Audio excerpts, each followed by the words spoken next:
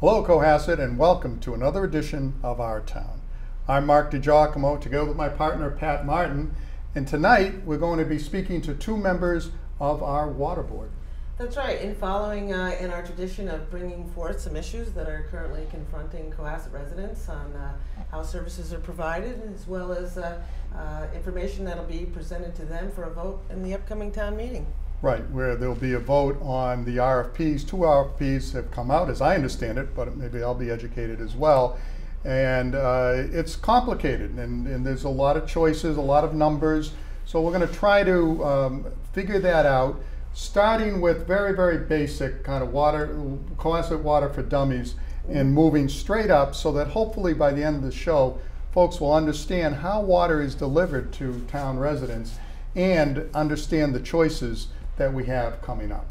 That's right, to get educated on the whole thing, and who better to hear from than our water commissioners who are, serving the town in that capacity. They have the most, useful, knowledgeable information to share, so why not hear it right from them? And obviously it's been very controversial in town, the RFPs, and there's also current events with the recent departure of the town manager. The water department was certainly in the middle of that. But we're going to go through all of that, and again, hopefully at the end of it, everyone will understand everything. Right. You'll know more than enough about water in Cohasset and be able to go to town meeting well educated. But for now, let's just take 1 minute and then we'll be right back.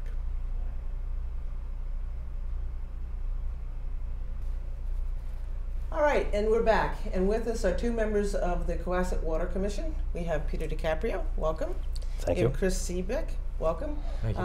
The third member of the Water Commission, Lee Jenkins, was not able to join us tonight in the discussion, as she, as you said, is serving in another capacity in her role as Water Commissioner, working with the watershed.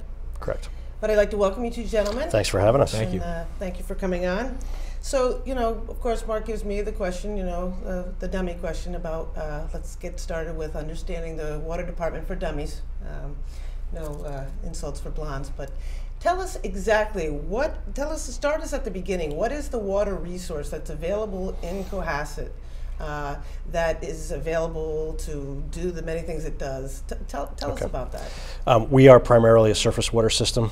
We have one well, but the vast majority of our water comes from the heavens, and it's contained in the reservoirs. And the primary source of our supply is the Iron River Reservoir, which feeds into Lily Pond, and Lily Pond is just an intermediate container for our water resource, which then gets fed into the plant, treated, and then distributed to the customers. Like most water systems in the United States, we use chlorine and other chemicals as our treatment, primary treatment agent. We have an abundance of water. It is of marginal quality because the organic content in Iron River and Lily Pond is generally high. If you are a groundwater fed water system, your water tends to be much more pure than surface water systems, which sit in reservoirs and organic material grows. And that's our biggest challenge with respect to water quality, is taking the organic content out of the water. The more organic content you have, the more chlorine you have to use, and the more byproducts you have in the system after the fact. So the water, we start at the Iron River. Feeds down. And it feeds down into Lily Pond, and obviously there's a watershed, there's a lot of streams and so Correct. forth that feed into it. And then we have the treatment plant, which is right there on King Street and Correct. Pond Street, right Correct. in there. Yes. Now, who works, who? Do you have staff? We have 10 people right now working on staff that are American Water employees. American Water is the contract operator, has been for the past 14 years. Some of our plant people and distribution people were predated the American Water contract and were actually town employees, and they stayed on. American generally, hired whoever we had on board at the time. So we have a lot of employees with long tenure, and they're very good, loyal, dedicated people. They do a terrific job for us.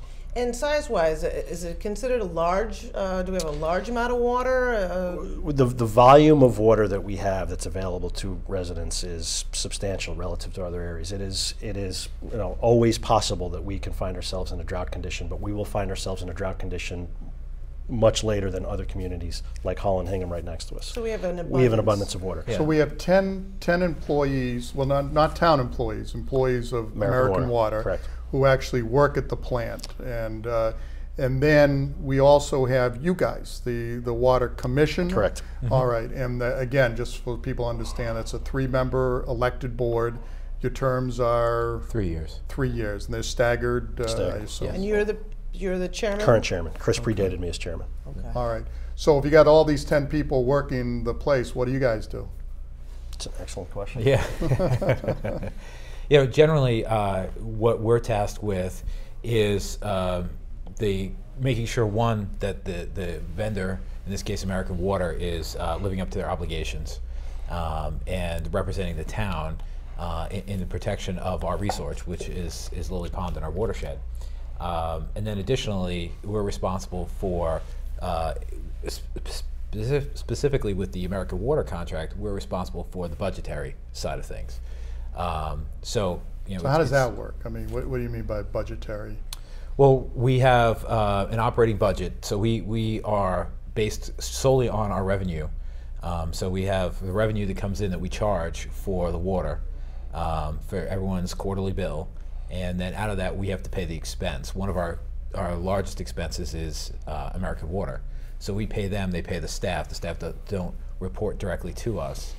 They are the plant operator. Yeah, and I think it's important for, again, people to understand, because people don't go to bed at night thinking about these kinds of things. They don't? Yeah, well, you guys do, I know. But you're separate from the town. Is that true or not true? No, or? that's one of the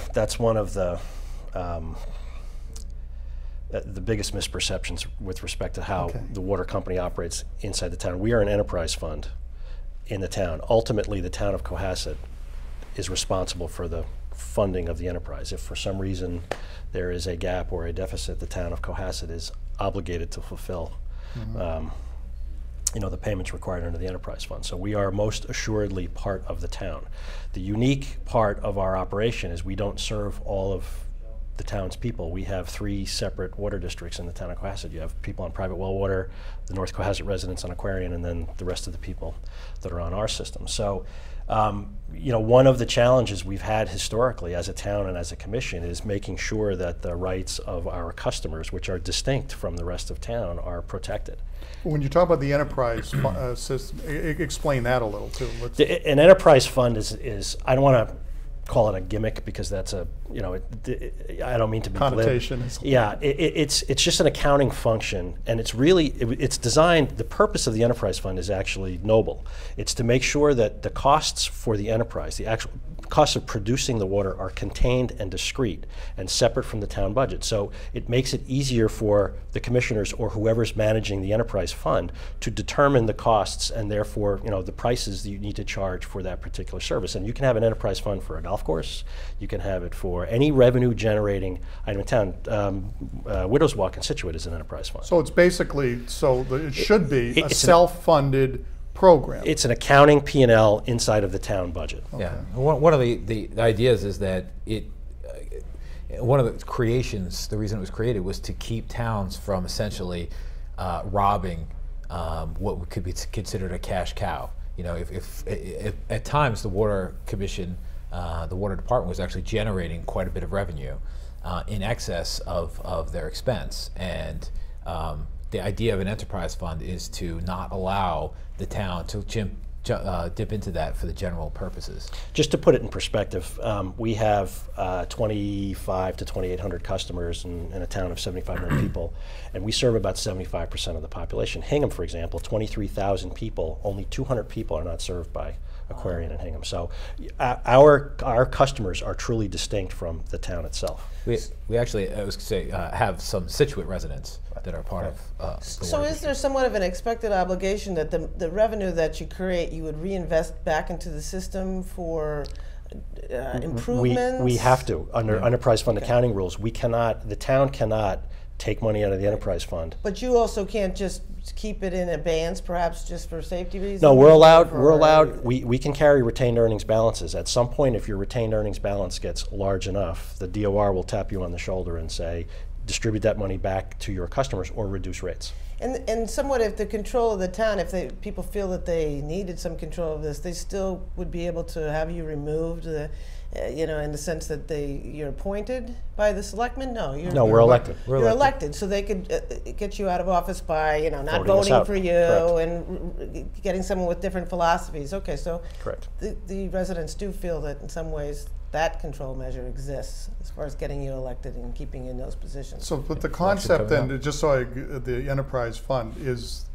that hopefully you would set the rates and that the ratepayers would pay enough to have the system run without taxpayer involvement. Correct. Yes. But in the final analysis, if it runs into a problem, and we'll be talking about that in a few minutes, then the taxpayers are responsible to cover any deficit. In the short term. Ultimately, it's always the responsibility of the enterprise fund. For example, when the Melanson Heath audit was complete and it was found that $265,000 worth of expenses needed to be reclassified, we borrowed the money from the stabilization fund, which is a town budget item, but we repaid the stabilization fund from our revenues. So, we're always responsible. The enterprise fund is always on the hook for enterprise fund costs. Yeah, if you run a deficit, the DOR wants to see generally their immediate reaction is we need to see a rate change in order to fill that gap going forward. That's their knee-jerk response. When they see a deficit, they want you to raise rates immediately. Right, and you have to come in and hopefully explain to them that that's not necessary, or maybe it is. Which is what we've been doing, is explaining to them that it hasn't been necessary. And do you think people know that? Because it seems like... Well, we barely figured out enterprise fund accounting rules, until a year ago. So I would suspect that most people don't understand them. They're very complicated, and actually the state doesn't exactly apply its own enterprise fund rules consistently. And it's an issue. So enterprise funds serve a purpose. Clearly, they serve a purpose, and there's a role, but the accounting surrounding them is not that great.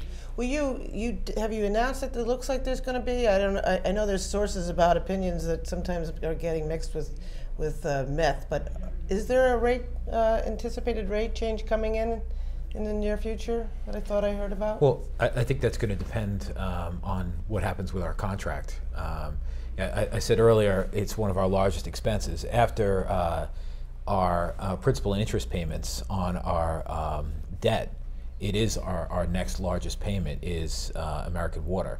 So any reduction that we're able to realize in the operation of the plant would substantially, hopefully, reduce our operating cost, in which we're hoping that we could turn into some sort of rate reduction.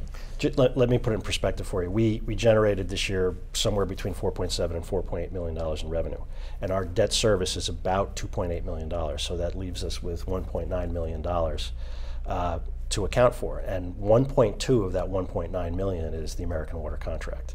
So all of our other operating costs are only $700,000 a year. And we believe there's a substantial difference between the true cost of our employees, the 10 people that we have, and what we have to pay to American Water. And we're hoping to capture that difference and distribute it back to our customers in the next contract cycle. Right. Whether it's in-house, whether we go to a 1 year, whether we do a concession, we're hoping that the ultimate outcome is a rate reduction. Yeah, one of the questions we get all the time is about the capital recovery charge. It's a fixed charge on folks' bill. And the question is why did we go to a fixed charge? We explained it at town meeting, but not everyone goes to town meeting. And as Peter said, about 85% of our costs have been fixed costs between the principal and interest payments and the contract costs to American Water. And our revenue model was not that way. And so the fluctuation that we would have year to year based on the weather and people's usage left us in the potential for running deficits on a regular basis. So as part of the water planning group, I'm sure that'll come up many times tonight. Yeah, well, I happen to bring my water bill tonight, now that you're asking about it. And I know you guys went through this, but for my last quarter, it was about $68 of water usage, but the capital recovery of $187. Now, as I understand it, the 187 is for all your customers. It's flat. It's a flat rate. Everybody with a 1-inch meter pays $187 a quarter. Okay, so let's kind of dive into that as we move up the history here, because I remember, and it wasn't that long ago. It seems like 10 years ago. The water department everyone was thrilled with it. There were no complaints. My old high school classmate, John McNabb, was pretty much running the show, and he was replacing, he had a plan to replace old water pipes because there was a lot of leakage, and he was also buying up land around the watershed. And John, was kind of the golden boy. But something happened at some point, and I don't know whose fault it is, but I guess let me ask you, whose fault is it? What happened?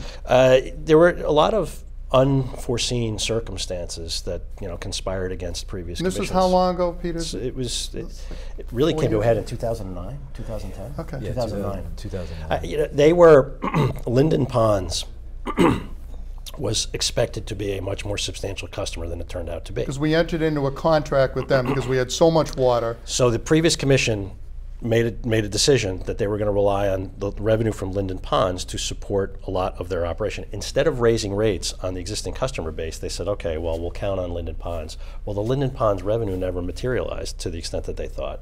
And why is that, Peter? Because looking back, I know it's hindsight, but why? It was a real estate development that was begun in 2004, 5, and 6, and then 2008 hit and wiped out, all markets. And they were hit like anybody else. They didn't build as many as they thought they they were didn't originally. build half of what they thought they were going to build. So that was supposed to be a $600,000 a year revenue customer, and they've maxed out at 270, maybe 220, whatever it's been. So you're talking about a $300,000 difference in your budget, and the water budgets are generally set at not to run at a surplus. So it was very difficult for them to make up that. Should they have planned for $600,000 in revenue? That's an excellent question. But Linden Ponds was a big part of the budget, and it just never materialized. Was there any other factors? Well, Chris pointed to it earlier. We had a very wet summer in 2009, and too much of our revenue was based on your usage fees. And in a wet summer, and nobody's washing cars and nobody's watering their lawns, our usage went down by 27%. So between Linden Ponds dropping off of what their expected revenue numbers were supposed to be and the wet summer that we had, it was the perfect storm of bad events for the water company, and we got into a cash flow problem. Now the good news is we had revenue sources that were just the timing was slightly off. We got fees from Avalon, we got fees from the Cook Estate. So we had the ability to pay back the monies that were borrowed from the town, and we did. But in 1 year, it caused a lot of angst for people in town. Well, why am I still paying $187 every quarter, and everyone else in town that's on your system? Sure. All those, everything, all that excitement and everyone voting for that was capital expense. The Water Commission spent a lot of money in a short period of time to upgrade the system. So is this different than what we were just talking about? We borrowed money because of the Avalon from the town because of the Avalon, not Avalon, the Hingham place, Linden Ponds, and we borrowed money to cover an operating deficit. Right. But and that's been paid. Short-term, and that's been paid back. Totally separate. So the 187 that we're all paying has nothing to do with that. Nothing to do with that. Okay. See, that's so the other problem. This is why we're paying 187. As Peter pointed out, when they were projecting out their budgets going forward, they were projecting a greater amount of revenue to cover the amount of debt service that they were going to have to pay on the work that was done on things like Little Harbor. And so what we've ended up with now is we've got nearly 10 years of this high level of principal and interest payments to pay back all the money that was borrowed for the previous 10 years. Can you talk though about some of the improvements that you did make? Because I think people were also too excited to think that you reinvested for cleaner water. We did. What all did you do that people are paying for? 55% of the plant in the ground was replaced. That's a massive undertaking. Mm-hmm. Water plants can last up to 100 years. We've replaced 55% of the plant in the ground. So for 10 years we were digging up the streets. Yeah. We made a lot of improvements to the treatment plant. We have a milfoil problem in Aaron River and Lily Pond that has to be dealt with. That's the bacteria? It's a plant. It's a non-native species that grows up and it clogs our intakes. We've spent money on better sludge removal techniques. Sludge is a byproduct of water production.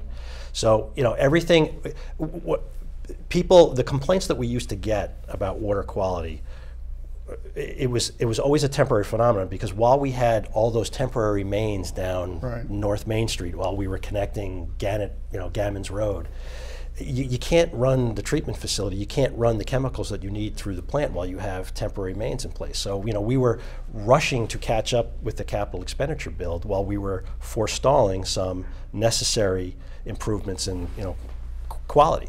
So now that the construction is done, we've been focused on water quality, and the water quality has improved dramatically. But the 187, what is I understand there's maintenance, and that's part of what you do anyway, the maintenance. But it sounds like, I just want to make sure we're separating. The maintenance is great, but is it we bought too much land? We were too ambitious in replacing water pipes? I think that in hindsight, if they would go back, you would have done the replacement project at a slower rate. I think what was probably a wise thing to do at the time, and had the economy not fallen off the cliff, it might not have ever caught up the same way it did. But the idea was, you're going to rip open the street to put a sewer line in. Why wouldn't you replace the water line? And I think that had a tremendous amount of support around town. Quite frankly, that predates me in town. But I believe that had a tremendous amount of support to do that and engage in the Little Harbor project. Yeah, but nobody thought we were going to be paying this kind of money for that. $187 a quarter. For everybody. $187 a quarter times 4 is how much per year? Well, it's it's not my water bill. I mean, I guess I'm just trying to understand. It is your water bill. Well, it is my water bill now, and apparently because, and what I'm trying to understand is because people misunderstood. They were too optimistic on, and I know you guys weren't there, and so, but you've looked at it. One of the marvelous things that Chris brought to the commission, the best thing that Chris has brought to the commission, among many good things, is a much more sophisticated forecasting tool, which enables us to project revenues much more accurately than we ever have before. It's a wonderful device. He was alluding to this earlier. We had to realign revenues to our true costs. Most of our costs are fixed, which means most of our revenues should be fixed. So we just moved revenue from your user charge to the quarterly charge, so that we know that there's going to be a consistent level of revenue coming into the water company every year. Now, the revenues from your quarterly charge total about $2 million annually. They used to total about $900,000 annually. So we picked up a fair amount of revenue, and it's revenue that we can count on. Yeah, and I think when we talk back about how much of our budget is actually fixed, right? Most of our cost, 85% of our cost, has nothing to do with the drop of water that's coming out of your faucet at that moment. It's your ability to draw that drop of water, that 85% of our expenses. So that's why moving to a fixed model and spreading it across evenly is because it's about the distribution to your home that is the majority of the expense we pay.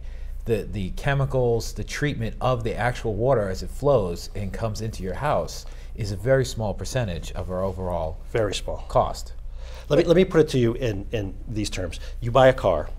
The car has an expected useful life of 5 to 7 years. You're not going to finance the car with a 30-year mortgage. You're going to finance it with a mortgage that's expected to the, well, that's what we've done with our revenues. We've just changed the nature of our revenues.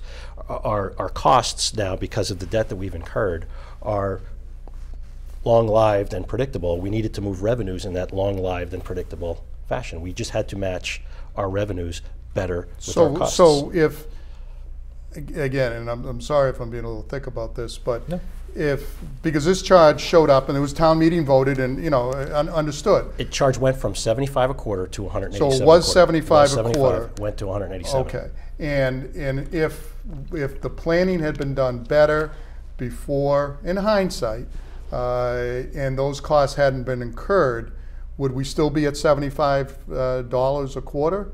Or is this something that... No, this is something that was inevitable. One of the things that came out of the water planning group was a clear need to match costs better with revenues. And that's been our primary goal since we've been on the commission. It's one of the reasons why we're focused on the types of contracts that we're focused on. We have a contract problem. We also had a cost structure problem. So we've now realigned costs better to revenues. The final step in the process is to realign our contract operations, if we stay with contract operations, to these costs and revenues better.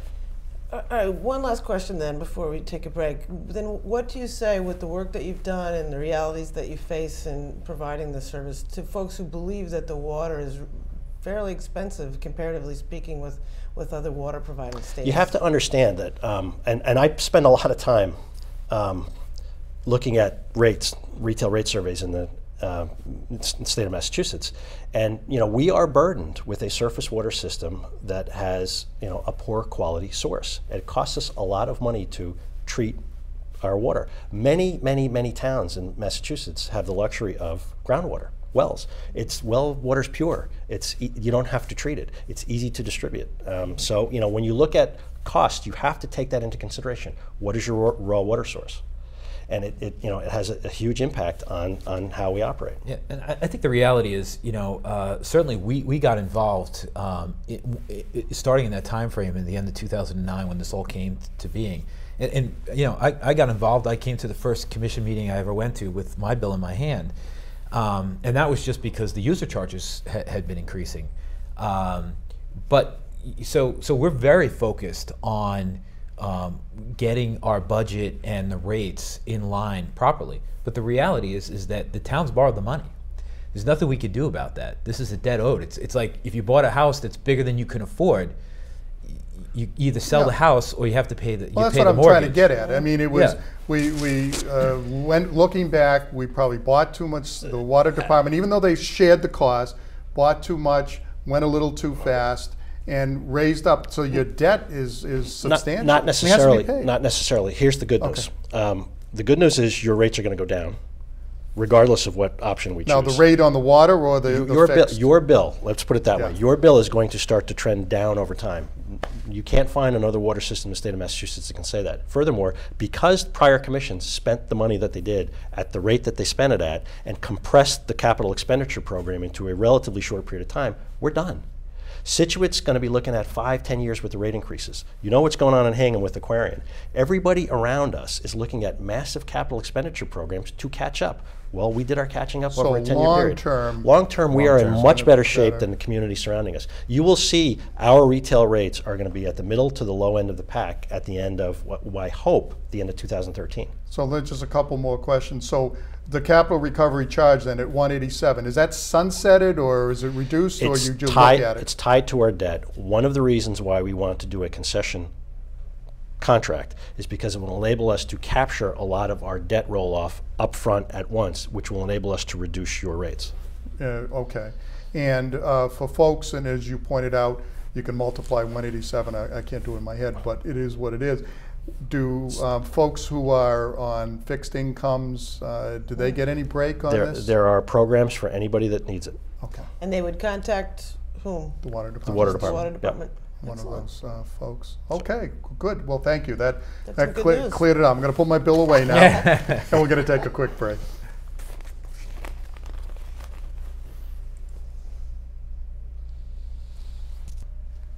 Okay, and we are back with our members from the Water Commission. Let's kind of fast forward now that we've to the more recent events. The removal of the town manager by the selectmen has certainly been a big event over the last few months, and your board seemed to be kind of right in the eye of the storm. Let me just start out by just generally, what was the relationship with Mike Coughlin? I sense it was not great, but tell me about it and what went wrong. It kind of went wrong from the start. We hadn't had much contact with him when he showed up in August. And our first experience with him was, when a bill showed up from Deutsch Williams. and Town council. Town council, and the note in the memo was, you know, you owe us this money. So I looked through the bill, and we didn't incur any of these charges. So I sent them an email back, and I said, you know, what are these charges for? We didn't, you know, authorize any of these. So it turns out that, you know, it was research that the town manager had done, you know, with respect to some bylaws, and he expected us to pay the bill. Bylaws within your department? The bylaw with respect to, you know, the town manager's oversight of the Water Commission. So, you know, I sent Deutsch Williams a note, and I said, that's the town manager expense. So, you know, we got into a little bit of an argument with him, and Chris was, you know, correct in pointing it out right. We reacted to the email that we got from Mike, you know, viscerally the same way at the same time, and, you know, for good reason. He was repeating the mistake that many town managers have repeated prior. He was dipping into the enterprise fund to cover town expenses. And we had just finished an audit with Melanson Heath where they said you have to be disciplined about how you account for expenses in the enterprise. The legal bill. So he was any he wanted, bill, but any specifically bill. this was a issue. legal bill that started it. So, you know, I was very concerned about it, and I was more concerned about his reaction. And his reaction was, there's no difference between a town expense and a water expense. And we were like, we had just spent a year and a half fighting this issue out with Melanson Heath, and they were right. You have to keep these expenses discreet. It's the whole point of an enterprise fund. You just spent $6,800 on legal advice about the Water Commission, and you're running the water department, and you're walking away with a misconception over the fact that the water company and the town are one budget. So this bill was for $6,800? It was for more than that. It ended up being more. Yeah. What was it? What was the final? It was probably over $10,000. Yeah. But the point is, you know, again, you cannot blend town costs. It's not fair to our customers. Our customers are a subset of the town. You have to be disciplined in how, you know, we approach their expenses. So, I'm sorry, people. So, and this was because for his research into... He had Deutsch Williams write a memo, which basically, it's the memo that he's talked about a lot, which says, I'm Mike Coughlin, I'm the chief procurement officer of the town, I have joint management responsibility over the water department. No. Joint with your board. With our board. There was a very, the bylaw was written very specifically for a very specific reason. He completely perverted the bylaw for his own benefit. You know, and that started. So he'd have more power or oversight, or then he could also go into and your budget? I'll get to the reasons why I think he was doing it later on. But, you know, the nature of the dispute was about, you know, discipline over expenses. Stop hitting us with your charges, and it just spiraled from there. We had a meeting at the Water Commission, and then, you know, between the water planning group and the time Chris and I came on the commission was about an 18-month period, and the water company was in the press, you know, weekly almost, and you know, we wanted everybody to ratchet down the rhetoric. In my opinion, there were some town officials that were using the crisis at the water company for, you know, for political reasons, and it needed to stop because the delivery of water is not supposed to be a political process. We just needed to ratchet the rhetoric down. So we had him at a commission meeting, and we said, look, happy to work with you, do whatever you want, but can you just please ratchet the rhetoric down? Now remember, that commission meeting was the day after he showed up at a selectman meeting and said, there's a deficit in the water company. It's September. We hadn't heard, it was the first we heard of it. Why was it the first we heard of it? Because he was telling John Stanbrook, the finance director, to stop talking to us. And you didn't have this kind of issue before with Bill Griffin? Or Was there ever a headline with Bill Griffin in the newspaper about anything remotely close to this? So when you have a guy that shows up at the selectman meeting, never communicating with us, not says, a hi, how do you do? The water company has a deficit. Yeah, what you're like. I called John Stanbrook and I say, what's going on? And he says, well, you know, he really does. He's told me not to give you guys the information. Okay, you want to fight? There's a good way to start. I'd say. Yeah, I would say that, you know, too, for me, that meeting where, you know, and I was very vocal to him to say, you know, you want to make this relationship work, like, just don't politicize this, you know. There's been way too many things said that misrepresented. You know, we've been in the eye of the storm and came on and have taken on this issue. We don't need any more distractions. Stir it back up. Right. For if there's no reason for it to happen. You know, less than 2 weeks later, the front page of the Mariners, I'll take over the water department because the things are out of control there. And it was just, at that point, 2 weeks, it was 2 days. 2 days. You know? Yeah, I just, it was like clearly, in the meeting he's saying, oh, don't worry about it, that's not how things are going to happen. And, you know, it's the front page of the paper that, you know, thank God he's ridden in on his white horse to save things because the water department's out of control. Then we had a procurement issue on a very minor point, hiring an engineering consultant who's exempt from 30B procurement laws, and he forced us to go through an RFP, which needs legal review. It was completely unnecessary because he was asserting his role as the chief procurement officer. He was wrong.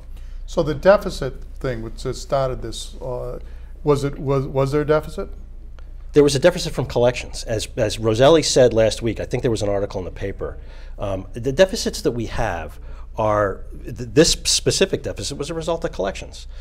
People stopped paying us from May until June 30th when our fiscal year ends. The good news is we've collected all those revenues from 2011. So for fiscal 12, our revenue line item is $500,000 ahead of budget. Why? Because we just collected the revenues from 11, and the way the state makes you account for enterprise fund accounting, It's on a it's on a cash basis. So they just Right. move the revenues from 11 into 12. So, you know, do we ever have a deficit? Not really. I mean, Cohasset, thankfully, doesn't really have a bad debt problem. Yeah, we have a timing issue. From a collection standpoint, you know, when I first joined the commission, we were running at about 75,000 annually was what I was told. And that first year that I joined in April of 10, was commissioner chairman in I think May of 10. And that we closed the books at the end of June that first year. It was about 75,000 of unpaid bills. You know, we closed this year, what, 435 or something like that. So we're talking, you know, a very substantial swing. Sure. in So you're saying that, if I understand correctly, that there was a deficit, but he was making a bigger issue out of it, not talking to you about it, not allowing the finance director for kind of political gain, and to use it to assert control. Yes, Is that- but let me explain. Yeah. There's a little history that's important. We didn't understand the significance of the receivables issue until the whole water planning group. And then we sat down for the first time when water planning group was kind of done in the fall of 2010, early fall of 2010, and we found out that the way the state accounts, it's cash, it's not accrual like most normal businesses are run. Right. So we realized that our only focus needed to be on receivables. We have to collect the money, otherwise we're going to show a deficit according to the state in our retained earnings, and we're going to have to fund it somehow. Yes, so that's one of the things is that at the end of the year, whatever you have in uncollected receivables, it goes against your retained earnings. So, you know, say we actually ran a deficit one year where we were $200,000 in deficit. If we had $200,000 in our retained earnings, we could use that to cover that deficit. Mm-hmm. The problem is when that deficit is created by uncollected receivables, those have to your retained earnings are subtracted by those receivables. So if you had $500,000 in retained earnings and $450,000 in uncollected receivables, you only have $50,000 worth of retained earnings to use. So when that's what's funding the deficit, it doesn't allow the enterprise funds mechanism for funding the deficit to work. So because we were so focused on receivables, starting in June, before year end, you know, I'm calling John Stanbrook every day. John, how do we look on collections? How do we look on collections? How do we look on collections? It's a big issue. And we had a wonderful dialogue. Okay, you're at 338,000. We collected 30,000 this week. Now you're down to here, and we started talking about just, you know, where we were on a cash basis. And then Mike got in and that it stopped. All So the you knew communication what was stopped. going on. There was no surprise, it sounds No, like. John said we were making very good progress on collections, and then, you know, it's August, and you know, you don't hear from the guy, and you assume, okay, well, you know, he told me we're making progress, so we're probably ahead of the game. And then, you know, I go to a selectman meeting in the end of September, and I find out we have this $300,000 deficit, and I find out that everybody knows about it except the commission. Thanks for telling us. So that began Well, the relationship. it was clear that he had no intention of working with us. Right. No communication with you either. I mean, I talk to Mike Milanowski 5 times a day, 10 times a day. I never got a phone call from Mike Coughlin, not one. Not one call. So then at that point you say, obviously you'd hope that the rhetoric wouldn't get stirred back up, but he stirred it up and then he seems like he took a couple punches at maybe what you might feel, is your integrity as people serving in that capacity. When did it get ratcheted up to the point, I think most people are interested in when you felt you had to write him and that memo that you expressed an opinion that he should go. You were one of the first, right? He was deliberately and consciously trying to stop the concession process. He was going out of his way to make sure that it didn't happen. Why? Well, did you have an understanding as to why he was doing that? Was it a power play, or you wanted it so he there's didn't? There's a lot about what Mr. Coughlin did that I'll never understand. But part of it was a control issue. I think, even though he supported every single one of our proposals at one point in time publicly, I think he really wanted an in-house solution because he wanted DPW employees under his, budget control. In the new facilities department that he funded and created that didn't go through town meeting? Right. Yes. Okay. So,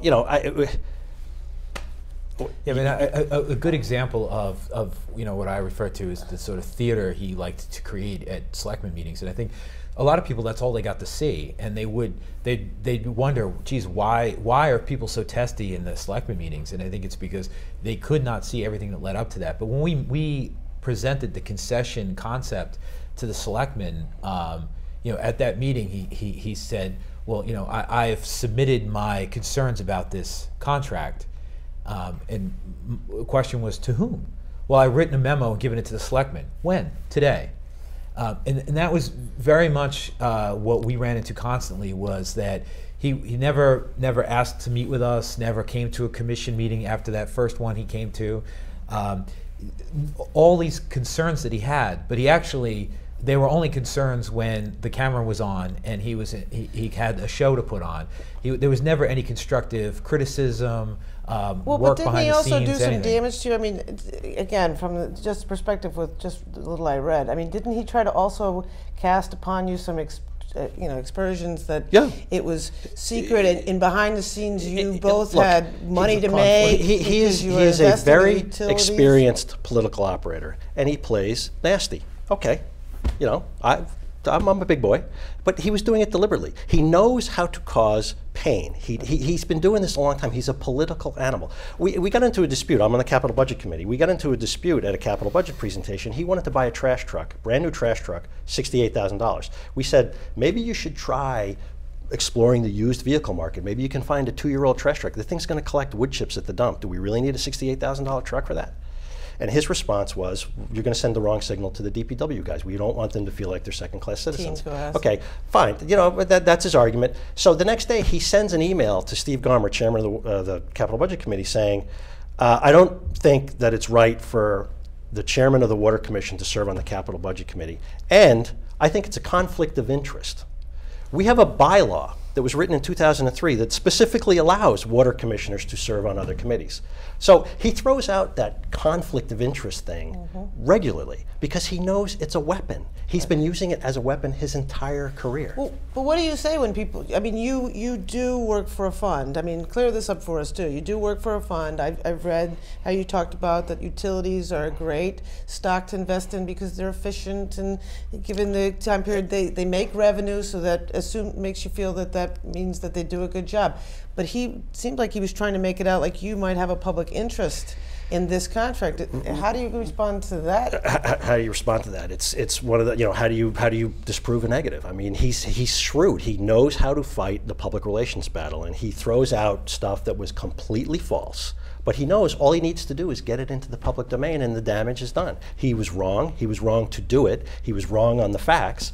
He's a nasty guy. Did he make some kind of a formal complaint, ethics board? I don't know what he's done. Okay. He has claimed that he has filed an ethics complaint. Great. I haven't heard from the ethics commission because there is no ethics complaint. There was no relationship. There was nothing. There was nothing there. This is a well-known technique that unfortunately gets used very frequently in this town. Karen Quigley did it to me on Bear Hill. She was responsible for an ethics complaint because of our ownership stake in American Water. So I mean, this is it's part of being in a small town. It's an unfortunate part, and it gets to kind of governance issues. We've been in the hot seat. We don't mind. We're doing a job, and the stuff that goes around us, we don't pay any attention to. How are you going to attract the next person? Well, that's always a problem, and things obviously did get nasty and unpleasant. And Pat mentioned, and I just want you to comment, you made a comment at one point, I guess in an email, that you were going to lead the charge to get him fired, or something like that. And correct me if I'm wrong. Let's be clear. Okay. Yes, he was so far out of bounds with his posturing and his public position. He was being irresponsible, and he was doing damage to our customers. He's trying to block a process. Aquarian was never going to bid on our contract. I was worried about everybody else. United Water, Veolia, Whitewater, the guys that actually could run our water system and potentially run our sewer plant. Okay? I was worried about him scaring them off, and I was right to be worried because I got emails from everybody. I made reference to the email from Aquarian. I could have made reference to 5 others because 5 other people said, geez, I really don't know if we should go through the trouble of bidding on this concession contract if there's this much strife. It costs companies a lot of money to prepare for an RFP. And if they think they're wasting their time and their money and they're not going to bid, well, he knows that. That's what he was trying to do. So why would you prevent our customers from just exploring an opportunity that could be beneficial to them? Why are you trying to stop the process before it even starts? This is a guy who hates debate. He can't debate things on the merits. Let it go to town hall. Make your argument on the floor at town hall, which gets to another point. One of our other battles was he realized he had a deficit in the town budget. So at special town meeting, he sends me an email 2 days before town meeting. The $335,000 that you guys got in from Avalon, and $265 is supposed to go to pay back the stabilization fund, and the water company keeps 70. I want to take that 70 and cover some of the deficit. And I don't want you to debate me on the floor of town meeting. I have the email, and I said, no way. No way. It's wrong. It's wrong on so many levels, and this is what we were doing in the past. You're not rating the enterprise fund. So, people think it was a personality conflict. It wasn't. It was about competence and the right way of doing things. And no regrets for anything said? Or no. A guy that plays as dirty as he plays. Well, and now he's still haunting you, right? Because I've seen in the local blogs, he's still trying to make an issue out of now that he's a resident. You know what, quite frankly, anything he said, it was what he did. The fact that he was trying to stop us from creating the most options possible for the town is why we reacted the way we did, right? So I could care less what he says in the press. He can cast doubt on our character. Quite frankly, having him cast doubt on my character is a no worry of mine. A badge of honor. Yeah. So. But I've seen in some of the blogs that on like non-water issues, and correct me if I'm wrong, Peter, but that you've responded to him on the contracts and so forth. Am I? Yeah. But why prolong it? I mean, water issues fine, and attacking you, but why do you jump in the fray with him on other issues? If he's going to consistently pervert the truth and misstate facts, somebody needs to correct him. I've got no problem doing it. I mean, I think people need to get more involved in the way town government operates. And if this is part of the education process, great. And if, I'm happy to do it. Ted, I saw him on your show when you taped last week, and he said he regretted the way, Mike was treated. Well, I disagree. Ted's a lovely guy. I think he's terrific, but I disagree with the way he's handled things. People have differences of opinions. I was happy to go and to fight Mike on the issues because the issues were important and they're going to remain important. We can't. There are going to be other town managers like Mike. It's not about Mike. It's about the way town managers operate. He happens to be, in my opinion, the worst example of the breed. But we need to elevate the quality of the person that sits in that chair. Mm-hmm. As frustrating as it is that he was hired into that role, I'm at least relieved that the selectmen could act when they did. To prevent further damage to the town. And I only expect as time goes on, more and more things will come to bear out, what was done and shouldn't have been done. But do you feel like even with his removal that there's still, and I think you might have commented that there's still a segment in town of people who like to stir the pot or have a very strong bent on that they know something you don't know? The people who live in the town of Cohasset are much smarter than everybody's giving them credit for. Everybody knows what their agenda is, what they're all about. My email flow is 15 to 1. Everybody's pretty consistent in their responses. Everybody knows what they're all about. You know, every town has that element. Every town has that element. Let's move on. We talked a little about the financial situation and the collections and so forth, and I think you touched on this, but a lot of folks weren't paying their water bills, and that created the problem what we were just referred to. And there's kind of a new program. I saw Lee with her envelopes put in the mailbox to turn off. Talk a little about that. Well, I think it's something that we got. I certainly got a tremendous outpouring from customers when it became public that we had a deficit that was created by people not paying their bills. The sentiment that I got from most people was, "What are you doing about it? I pay my bill." And so I think it was very important for us to be able to have a policy, a shut-off policy, and have repercussions for not paying that. In the end, as we said before, in the end, the town is on the hook. Right. So if a deficit's created, it's the town that has to pick up the difference. So what is the policy now? When you're 60 days in arrears, you get a notice. You have 30 days to make restitution, pay your bill in full, plus the fee that goes for the shut off and the reconnect, if you're shut off. But you have 30 days to make payment in full, or then you get shut off. And then once you get shut off, there's a fee tacked on to getting yourself turned back on when you pay the bill in full. If you have an infant under 12 months of old living in the house, we can't turn you off. If water is your primary source of heat, if you're a forced hot water system, we can't turn you off during the months of November to March. Is that your policy or is that statewide? We borrowed it from the state and various boards of health. So it was written very carefully by outside counsel who has a lot of experience in this. Mm-hmm. So there are many ways that if you're in a position where you're having trouble paying your bill, you have redress and you can come to us. Have you guys, you're probably taken a look at, because there was so much outstanding.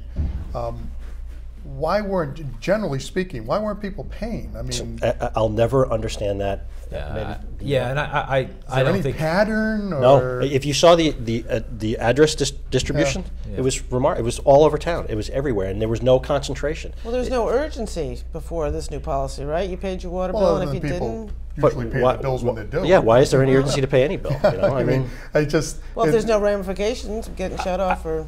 Well, I pay my bills no matter what. I don't know, and I guess most people do. That's not true. Well, obviously, there's a lot that didn't. It's an interesting psychology. Is it people that, seniors on a fixed income, financial problem? Or maybe it's like Pat says, hey, I can get away with it, so what the hell? Well, I think we always had a habitual group of people who did it, and primarily my understanding is people know that when it eventually turns into a lien, and some people will then pay that lien and claim it as a tax paid from an income tax purpose. Tricky. So to what extent which it isn't. People, right? Correct. To what extent some people were doing that, I really don't know. I don't think I could speak intelligently about the several hundred people who were not paying their bills. Other than our goal was to start with the largest numbers and the oldest bills first, and work down. So you're getting how's it going? The policy seems to be working. We're getting collections in at a rate greater than we expected. Just to put it in perspective, the 2011 receivables balance was highly concentrated. There were a few number of people that owed us a lot of money. Those payments have come in. Now, when you look at the receivables balance, there are a lot of overdue bills in the $500 range, which is not that significant on an individual basis. Collectively, it's huge. Yeah. Well, that's good. So it's working. The school, remind me, does the school pay for water, and how does that work? Yes, all of the town departments. This is another area of disagreement we had with our former town manager. All town departments have to pay for the water that they consume. Okay, it's one of the biggest misconceptions about the way enterprise fund accounting is run. And there were historical receivables from the schools. They weren't, there was probably a good reason for them. predates Chris and I. I have no interest in fighting the Battle of Gettysburg again, but the balances were there, and the state counts that against our retained earnings. So they have to get cleaned up somehow. So we will, until the town pays us for those past due receivables, we are always going to have that amount working against us on our retained earnings. It's a problem. And so the town is one of your scofflaws? The town is the biggest, it's the single biggest. So what's up with that? I mean, we are talking with the current town manager now about getting those accounts squared up once and for all. Interesting. So. Yeah. And talking, I think, is a very important. Yes, talking very Communication. collegially That's- and having very productive conversations. It's nice to work with somebody that knows how to work with other people. Before we get into the RFP stuff, one other issue: quality of water. Again, we touched on it briefly. And I heard the explanation, which was very interesting, about the surface water versus the ground. The quality of water, Cohasset compared to others. I mean, a lot of people think the quality is not good. Are they right? Are they wrong? On every measure that a water system would use to judge its output, our water quality is on taste and odor is, generally speaking, very good. We do have an issue with disinfectant byproducts from time to time. It's a big concern of ours. It's our single biggest focus. The people that generally have systemic problems, that's either relates directly to an architecture problem in the system, which we're trying to fix. In other words, they're at the end of a dead end, so there's a lot of water that just sits there and gets stale. Or it's a problem with their own internal plumbing. People don't realize how significant an impact your own internal plumbing can have on taste and odor. If your plumber doesn't do his bow vent correctly on your sinks, you're going to get sulfuric gas. You're going to get that smell when you turn your faucet on. So there are a lot of things that we can't control. There are a lot of things that we can control about water quality, and we do. We're supposed to. But water quality. I made a presentation to the Hingham Water Committee the other day, and the Aquarian guys were talking about this. After a while, it's one of those myths that just you can't stop. You can't stop it. I mean, people, and believe me, there are people in town who have legitimate problems with their water quality, and we are trying to fix those. But mostly end of the line folks. Mostly end of the line folks, people that are in problem areas, with respect to our architecture. But it's just water quality is one of those things that it's. Yeah, I've yet to meet someone who and I'll tell someone I'm a water commissioner in Cohasset, and then I never get that. Well, I love my water in my town. Unfortunately, it's just one of those things, and I think, as Peter stated, it's difficult to get past that with some folks. When I first joined the commission, there were a lot of issues with the brown water and the manganese, and we went into the phosphate program as part of our dealing with any lead. And as Peter said, it can often be in your home, and lead actually comes from your house. Generally someone's high level has nothing to do with all the pipes it got to till it got to your home. It leaches out of your own pipes into the water. And the phosphate program, I think, did a very good job, one, in eliminating any of our lead issues in our testing, but also sequesters the manganese, so it helped us get rid of the brown water problem for most folks. Mm-hmm. So I think anyone who has any safety concerns, we certainly, and that's one of the other things too. There are about people that won't take showers because they're afraid it's going to get absorbed. The nasty stuff in the water is going to something. I mean, I've heard that. I don't know if you've heard that too. We hear it all the time. Yeah. Okay. Yeah. I mean, the reality is, and we talked about this when we talk about contracts, is that the state governs, has pretty strict requirements as to how we have to perform, and the quality of the water is when it leaves the plant. And there is no unsafe water leaving the plant in Cohasset. So we comply with all state guidelines, and always have, and always have. And it sounds like we're saying, well, we're not the greatest water. We're fine. There's nothing wrong with it, and there's certainly nothing wrong with it. I think the other thing too is there's a lot of talk about the coming guidelines. We currently meet all the known future guidelines that the state is rolling out in 2013. 2013, yes. They are upgrading them, but we currently meet all those standards as well. But it's something that water quality is very important to us, and when we talk about the contracts, one of the things we hope as a commission that we can do is spend more time focused on the water quality and less time on the administration of the water company. It's a very important point, and one of the reasons why we pushed for a concession contract or a contract that's structured differently than the one that we have now is based on our recent experience with American Water. We spend too much time on the day-to-day operations of the water plant, and that's not what a commission's function should be. I'm sure we're going to get into this when we talk about the RFP, but a concession contract would free us from the operating minutia that sometimes swamps us at commission meetings, and will enable us to focus more on water quality, planning, strategic issues 4 or 5 years out into the future. So we have to free ourselves as a commission. I'm sure the sewer commissioners feel the same way, but we have to free ourselves from the day-to-day because it's not where commissions should be focusing their time.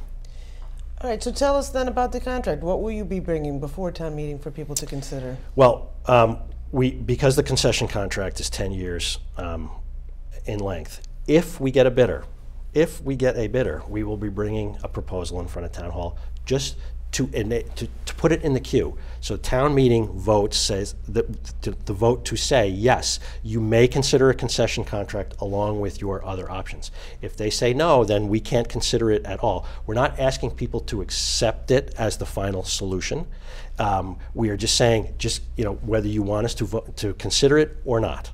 That's it. Give us the option. Give us and then we have another 6 weeks after town meeting to figure out to evaluate all of our choices and to figure out which is the best one. And again, I don't know if anybody's going to bid on the concession contract. So by that, no one has submitted a bid yet. Well, the bids all come in on the same day. That's the way the RFP process works. All on the same day. April okay, 30th. Which is April 30th. So really, town meeting is before that. Town meeting is May 12th. Is May Saturday. Yeah. Okay. So May 12th. We will know if we have any proposers for the concession to take to town meeting. Excuse me. Okay. But so I think that's important for people to understand. That's all we're asking them to do is you're not coming forward with a contract. And this is what we're going to do, and this is what we expect you guys to want, and this is what the concept. This is what Coughlin never understood. Just let it get to town meeting. Let town meeting decide. Yeah, you can consider it. It's one of 5 options. So you're asking town meeting to consider the concept. Yes. And then if they say yes, which is just a majority vote, I assume. Right. Then you will go back crunch the numbers and try to evaluate if this is the best relative to the other options. Will you still vote for the option on town, or propose the option for support if nobody bids? We can't. Oh, you can't. Okay. If nobody bids on it, there's nothing to propose. So you don't even need the option. And that's been my single biggest concern all along. And not on a concession contract, on any of our contracts. Remember, in 2007 we had 1 bidder. And we were forced to take a contract that was not optimal. I mean, conditions were much more favorable to contractors in 2007. The whole point of our approach to this contract process is to try to stimulate interest so we're not stuck with 1 choice. 2 choices is better than 1. 5 would be ideal. So if town meeting says yes, go forward with the concept of the concession contract, you look at the bids, hopefully bids, and evaluate with the selection committee, and then pick a winner. Pick a winner. First, we pick a winner. If we get multiple concession bids, I would love it if it happened. I doubt it will, but if we get multiple concession bids, we evaluate the concession bids on their own. Then the selection committee, with the town manager and probably with some input from the selectmen, we will sit down and evaluate what's the best approach. We will probably evaluate everything, present conclusions to them, and have a discussion. So kind of figure out the best concession contract and compare it to other options. Just evaluate all the options at once. What is the best of our options? So it's possible, theoretically, that town meeting could vote in favor of going ahead with the concept. You have bidders for... The only way we show up at town meeting is if we have bidders. Right, so you have bidders, right, and they say yes to the concept, but then when you go back and compare the concession bids that you received versus the more traditional, you may go with the more traditional. Correct. Yeah. So even if they say yes, you may say no in the end. Absolutely. We could have a traditional 1-year contract where they're incredibly aggressive in their and you have response. an RFP out for that. Yes. You have 2 RFPs out, actually. Yes. All right. Okay. So, but if you decide to go with the concession, town meeting has said it's okay conceptually, you're happy with the concession contract, you don't go back to town meeting No. at that point. No. You sign the contract. Well, if the concession is the preferred choice Right, of the commission assuming you get there. and the appropriate parties, then yes, All right. then we sign the Yeah, contract. it's because the length of the contract, puts it in a place where town has to approve our ability Right. to enter into a contract of that length. But they don't approve the contract. They don't That's- actually have that's to your approve job. the individual contract. And so, briefly, why do you think, you must think that there's at least a possibility that a concession form of contract will be preferable? Why? Why? I think in a business like ours, in a town like ours that's small, where small movements in budgets can affect, have a huge impact on tax rates, et cetera. I think we need to fix as many expenses as possible. I think if the school committee came to town meeting and said, we're going to fix the school budget for the next 10 years, people would be thrilled. If the fire department came and said, here's what we're going to spend over the next 10 years and we're not going to spend one dime more, people would be happy. Certainty is a good thing. And the best thing about a concession contract is it gives us certainty. We will know what it's going to cost us to run the water commission for the water company for the next 10 years. And I think that's a significant aid in planning. It's a significant aid in mapping out what your capital program is going to look like. So it just takes a huge amount of risk off the table. And we were talking about this earlier. One of the reasons why we moved revenues to your quarterly charge that you were referencing is to lessen the risk in the business. Well, all we're trying to do is just ratchet risk down with every step. Well, it seems to make sense. How many other towns do it? I'm getting the sense that not a lot do, but am I wrong on that? No, there are 7 concession contracts in eastern Massachusetts. So it's fairly rare. It is fairly rare. There are 1,600 nationwide. Most of them are, a couple $100 million type contracts. They're huge. They are fairly rare. But If it makes so much sense, why aren't other towns doing it? It makes sense for people that have cash flow, for towns that have, municipalities that have cash flow problems, and they use concession contracts to solve their cash flow problems because they're getting paid up front. Some people do a better job of budgeting. They don't have the cash flow issues. Yeah. We're using it not so much to solve a cash problem, though we are. We're using it more just to fix the costs, just to get some certainty around the business, take the risk out of the business. Well, no, I understand. And again, it makes a lot of sense, but why isn't everybody doing that? If it makes so much sense, which it appears to, why wouldn't everyone, all these other towns want to fix their costs? It took us about a year and a half to kind of work our way through it. It's not an easy process. There's so many contingencies that you have to take into consideration. And I can't answer why other towns haven't done it. We got the suggestion from the 3 vendors that we consulted on it. Mm-hmm. They said, okay, this is what you want to accomplish. Well, you need a concession contract, and here is how they work. Do you think it's going to be a new thing that you're going to see more and more towns? I think you will see more and more towns do it. But I also think it fits the situation. It fits our situation very well. When the concession contract would end after 10 years, that might not be the case. At the end of 10 years, the next best thing for going forward may not be a concession contract. But given where we are financially, as far as the amount of fixed debt we have and how we want to operate the company and create a more certain cost structure, it just makes sense for us today as a town. And we looked at, how do we reduce the risk and how do we, create that floor that we operate on. And that's where we were asking the questions, and that's how it came back to us, is you should take a look at this. This is what some other people have done to create that same scenario. And I think one of the things that, because it is different, that people were playing upon that difference as a scare tactic. The concession contract, these guys are crazy. In other parts of business, concession contracts are very typical. It's a very common type of contract in a lot of other business areas.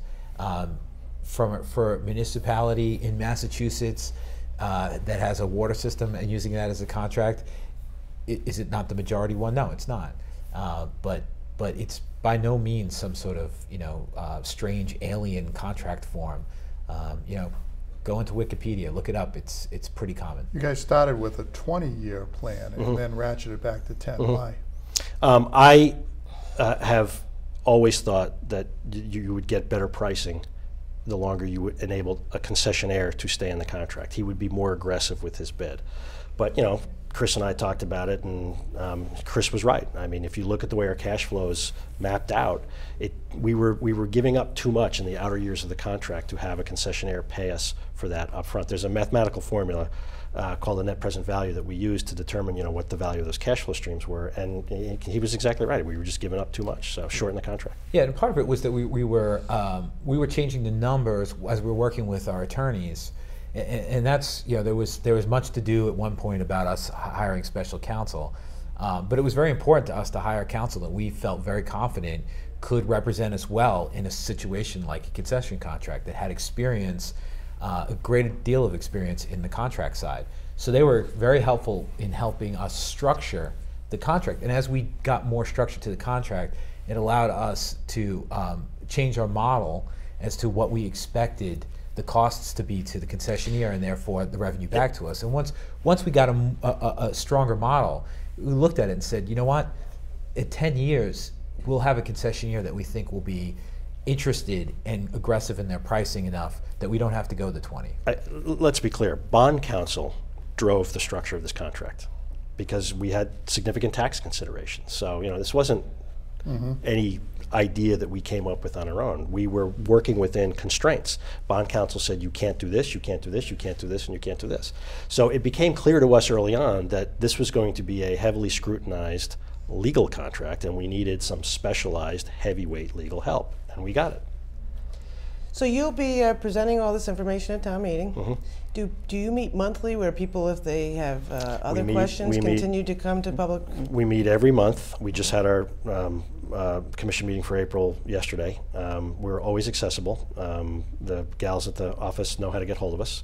Happy to hear from people. We'll get back to you as quickly as possible. You know, we welcome any question at any time, as often as people feel like they need to ask us. Yeah, and I think the expectation should be there that once we have enough information to present, we will. I mean, you know, we want people to be as educated about this contract process as possible, and to really understand that it's about choice. And the more choice, I mean, anyone who's done any sort of, you know, contract negotiation will tell you the more choice you have, the better outcome you're going to have.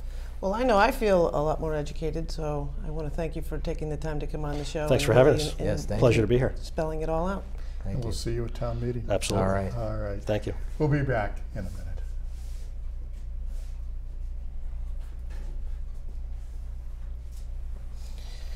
Great. Okay, and we're back. Well, I feel educated about water. Yeah, that was a very meaty issue, you might say. I really feel educated to the whole perspective, from the history down to some of the controversy to what's before us as voters.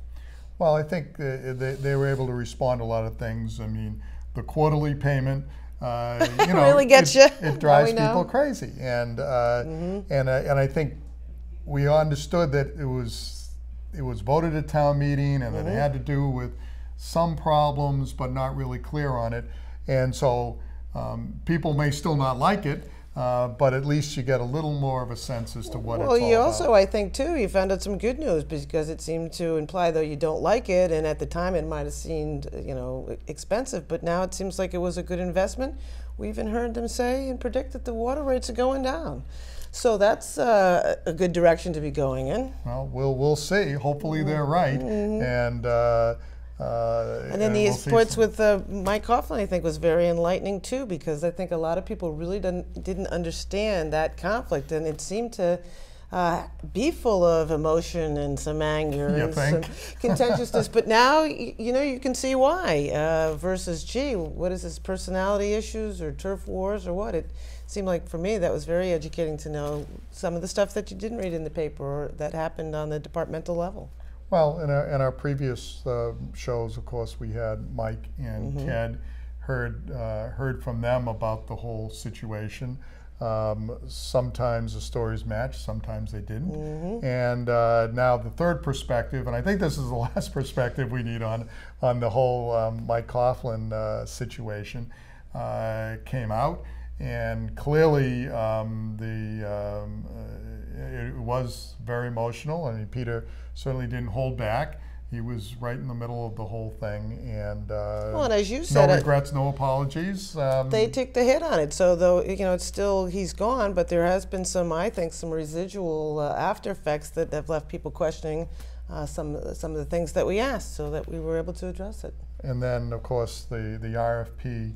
I do think that there seems to be some folks who are anti it, some visceral reactions to it because of all the controversies. If you're a supporter of Mike Coughlin, then you're against the concession. Right. And maybe people should be against the concession, but I think it's going to be important to kind of get rid of the baggage and whose side who was on and so forth, and listen to the pros and the cons of it, and make a decision that's not emotional based on who you backed during the town manager controversy. Again, it may be that it's a horrible idea. Obviously, these guys argue that it would be a great thing, but it is a little concerning that, again, if it's so great, why isn't everybody doing it?